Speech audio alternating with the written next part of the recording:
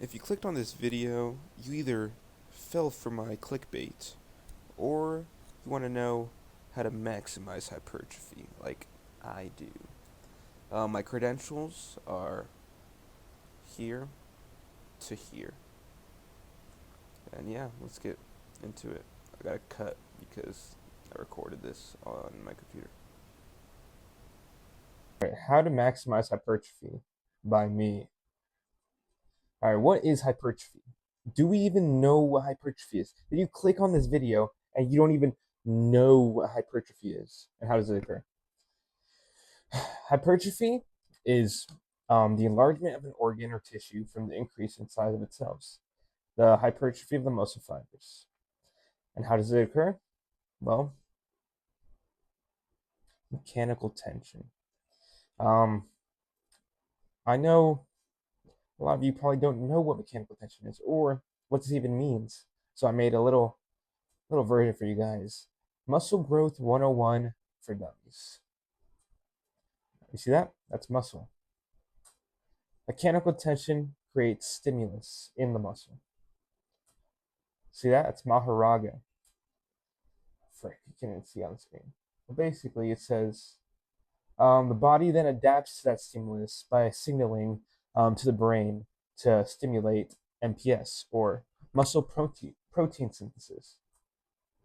And right after that, the stimulus then grows the muscles slightly. How can we maximize our training for hypertrophy? Maximize training. We first are going to talk about frequency. The best frequency you can have is between 2 to 3 times frequency. Personally, I do 3 times frequency just because, well, I'll tell you right now after I explain. We want our MPS to be higher than our MPB, meaning we want our muscle stimulus to be constant before our atrophy can occur. Atrophy can occur quickly, so with 2 to 3 times frequency, we can keep somewhat constant MPS, ensuring we grow and we don't shrink. MPS lasts around 24 to 48 hours, so that's why I believe 3 times frequency is the best option.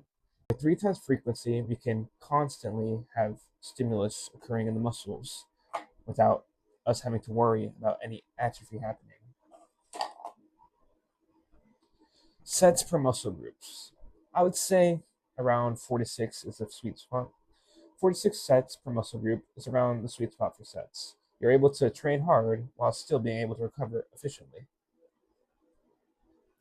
Reps per exercise. Personally, I would say 47 is the best with 0 to 1 RAR, which means reps in reserve. There aren't many significant difference between rep ranges. I personally enjoy 47 reps with 0 to 1 RAR because I can easily recover from that and I can do it constantly. So you can try that or whatever rep range is comfortable for you. How can we maximize our recovery for hypertrophy? Maximize recovery more than just sleep, because we know the best sleep is around 7 to 8 hours of sleep per day. Intensity. How many sets are you actually taking to failure? Taking every set to failure, especially at higher frequency, will cause excess fatigue, aka fatigue maxing, and we don't want that. Our volume. How much volume are we doing? If you switch from a lower frequency to a higher frequency, like split, you can expect your you you can't expect to keep your volume the same. A little typo. You would have to adjust the volume to minimize fatigue with your higher frequency split. So if you just went from a PPL 2 times a week, or 2 times frequency, and you try to keep those same exercises, same sets, but with upper lower 3 times frequency, you are most likely going to fatigue. Your body cannot recover fast enough between those sets and those rep ranges. So if you are having trouble recovering, take a quick peek at your volume. Exercise selection. Are the exercises worth the fatigue? Some exercises can be more energy costly than others, such as the main compound lifts like squat, bench, and deadlift. If you want to maximize hypertrophy, I do not recommend doing your squat, bench, and deadlift as like normal exercises. Right? You can still do them, but not as your main growing exercises. So you should find alternatives that may even be better stimulants and can reduce fatigue, such as instead of bench, you can do a chest fly. Instead of squat, you can do leg press or leg extensions. Instead of deadlift, you can do SLDLs, like Smith SLDLs. How can we maximize our diet for hypertrophy?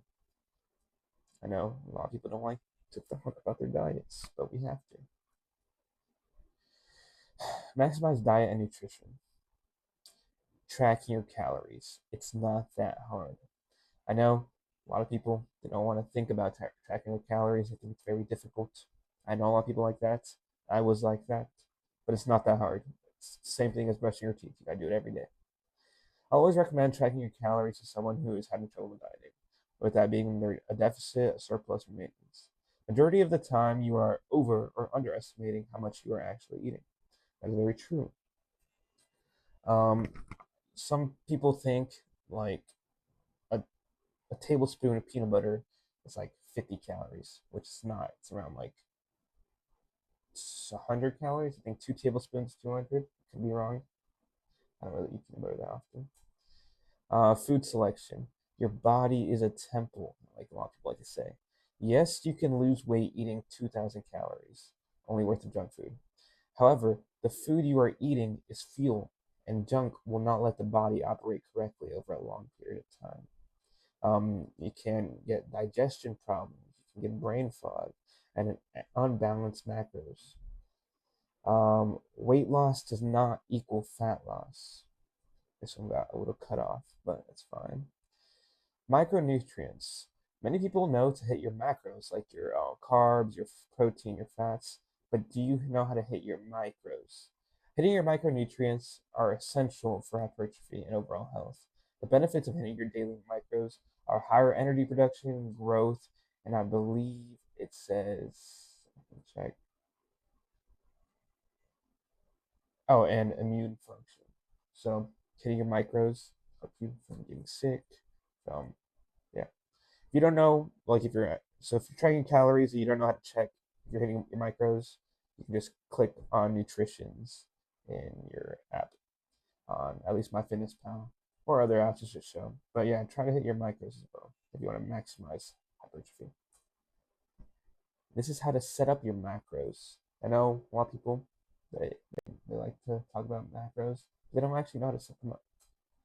Your protein, the thing that everyone says they like to do. Everyone says they love to eat their protein, but do they actually know how to properly set it up? The protein. You want to get zero point 0.8 to 1 gram per pound of body weight. This can differ depending if you're trying to lose body fat, trying to gain body fat.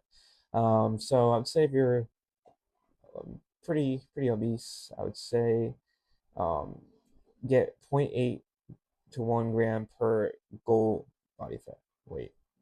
So if you weigh 200 pounds, you're like 25, 30% body fat, and your goal is to get to like 165, eat zero point 0.8 or 1 gram of 165.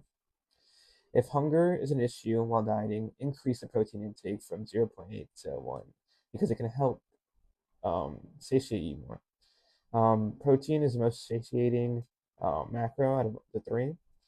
So if you're having trouble like staying full, definitely try eating more protein or eating your protein first before your other macros. Next, fats. All right, for fats, I recommend eating zero point 0.3 to zero point 0.5 pounds per body weight. Depending per person, fats can differ. However, around 60 grams is a sweet spot to regulate. We're having some technical difficulties, but I think we're back. All right, for carbs, your carbs should take up the rest of your calories. Carbs are, personally, and I believe everyone's saying now, that carbs are the most important macro when it comes to hypertrophy training due to its direct impact to performance and recovery. And that's it. Thanks for the support on YouTube. For this video, my goal is to try to hit 500 subs and 1,000 by the end of the month. So if you guys enjoyed this video and you learned something, subscribe. And thank you for watching.